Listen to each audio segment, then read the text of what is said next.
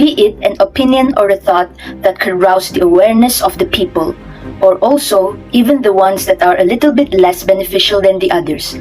All of us must have the urge to speak them up out loud for at least once in our lifetime. Am I right? And that is why the freedom of speech and expression is an important element in society.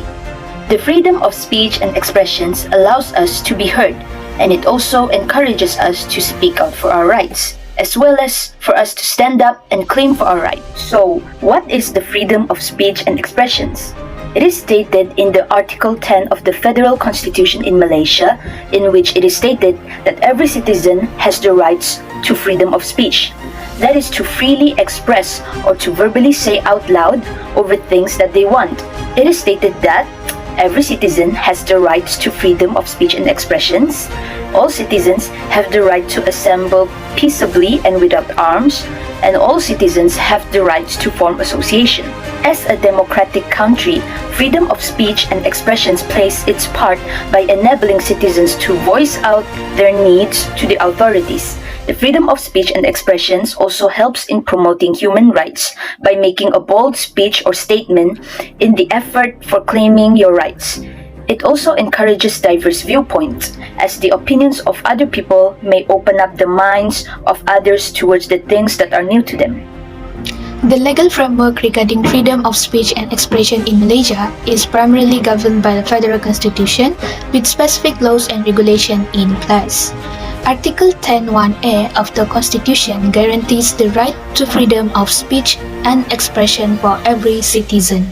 Malaysia has several laws that impose restrictions on freedom of speech, including the Sedition Act 1948, which criminalizes seditious speech, Communications and Multimedia Act 1998, which regulates online content, Printing Presses and Publications Act 1984, which requires licenses for newspapers and allows government control over publications, and the Official Secrets Act 1972, which restricts the dissemination of classified information.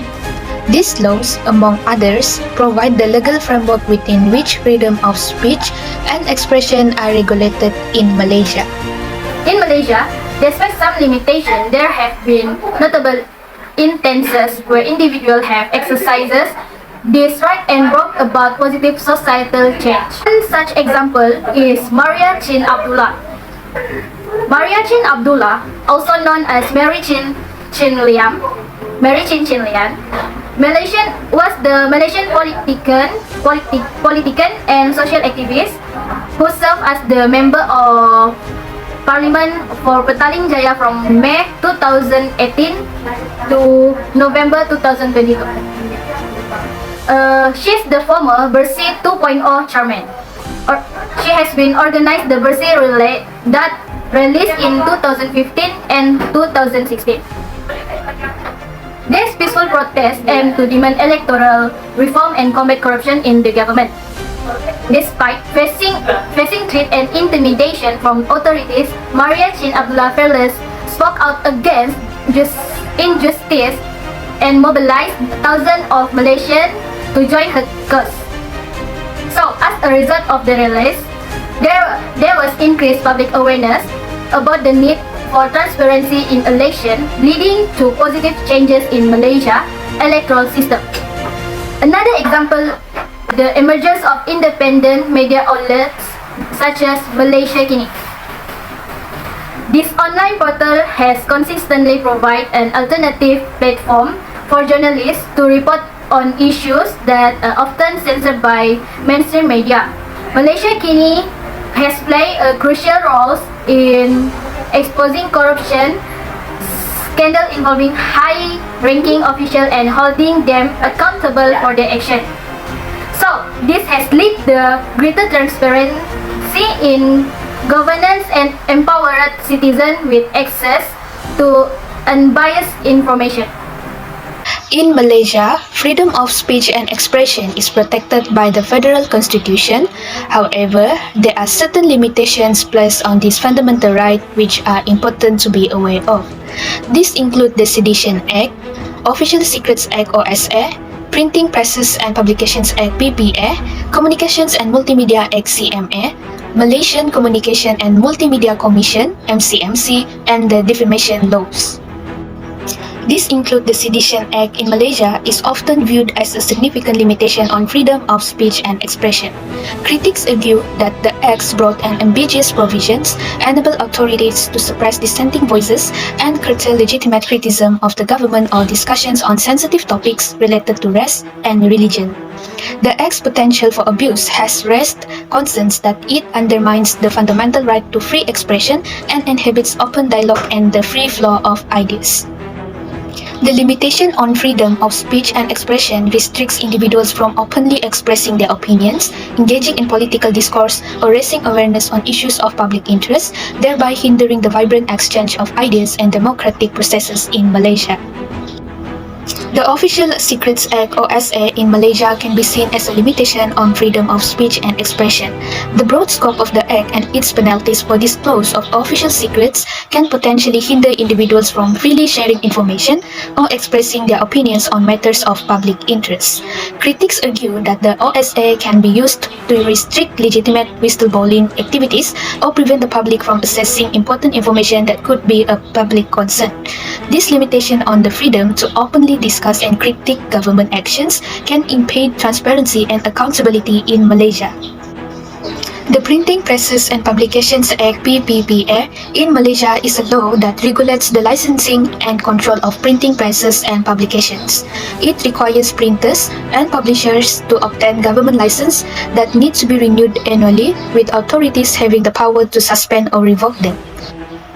It also enables the government to prohibit publications against public interest, order or security, and restrict the importation of certain materials. Violation can lead to fines, imprisonment, or closure of printing presses. The enforcement and application of the PPPA can vary, and discussions for reform have emerged to address concerns related to press freedom and expressivity. While the CMA aims to regulate the communications and multimedia industry and protect public interests, some critics argue that certain provisions within the Act could potentially curtail freedom of speech and expression. Restrict certain types of content have raised concern about potential censorships. This has led to debates and discussions regarding the balance between industry regulation and the fundamental right to freedom of speech and expression in Malaysia. The role of the Malaysian Communications and Multimedia Commission (MCMC) in licensing and regulating the communications and multimedia industry can be seen as a limitation on freedom of speech and expression in Malaysia. The MCMC has the power to enforce content regulations and take action against offensive or harmful content, leading to potential restrictions on the types of information and opinions that can be shared. The licensing requirements and terms set by the MCMC may also create barriers to entry for media outlets or limit the diversity of voices and perspectives in the industry. These factors can hinder individuals' ability to freely express themselves and access a wide range of information, thereby imposing limitations on freedom of speech and expression in Malaysia. Statements create a fear of legal repercussions, restraining individuals from openly expressing their opinions or sharing information. This can result in self-censorship and the suppression of critical or dissenting voices. The broad definitions of defamation and the potential for heavy penalties can deter individuals from engaging in robust public discussions, particularly on matters of public interest or criticisms of influential figures. Thus, the defamation laws can impede freedom of speech and expression in Malaysia by imposing legal consequences for making statements that may be considered harmful to someone's reputation. So I will be in charge of this next section, which is experts' opinions. For our first expert, we have Linda Lakdir, who is Asia Legal Advisor. The Malaysian government's growing use of criminal laws to target critics demonstrates its rapidly declining regard for human rights standards. She made this statement regarding two Malaysia Kini reporters who were arrested for coverage on police brutality. She also stated that a rights-respecting government does not view journalism as a crime. Next, we have Nalini Ilumalai, who is a Malaysian program officer. Censorship should not be wielded recklessly based on assumptions of what serves the public interest. It demands a thoughtful, measured approach that respects diverse perspectives and artistic expression. She made this statement in regarding the banning of local film Mantaga Terbang under Section 26 of Film Censorship Act 2002. Censorship, if employed without discretion, can jeopardize our collective journey towards a more enlightened and inclusive society. And for our final expert, we have Dr. Muzaffar Shamalo, who is an associate professor at USIM, University Science Islam, Malaysia. Freedom of speech and expression is one of the core pillars upholding the democratic process, and protecting it is essential in order for everyone to live in a fair and equal society.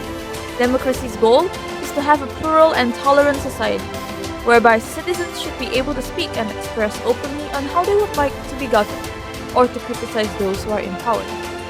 This allows the community to express their opinions and ideas without fear of retaliation, censorship, or facing legal action. On the analysis of specific cases of individual or organization facing consequences for exercising the freedom of speech, in 2018, Roseanne Barr faced several consequences when she posted racist tweets, resulting in the cancellation of her popular television show Roseanne by the network ABC. This swift action demonstrated the impact of offensive speech on both personal and professional fronts. James Damore, however, a former Google employee, was fired in 2017 after writing a controversial internal memo suggesting that gender disparities in the tech industry could be distributed to biological differences. Damore's dismissal highlights the tension between freedom of expression and fostering inclusivity workplace.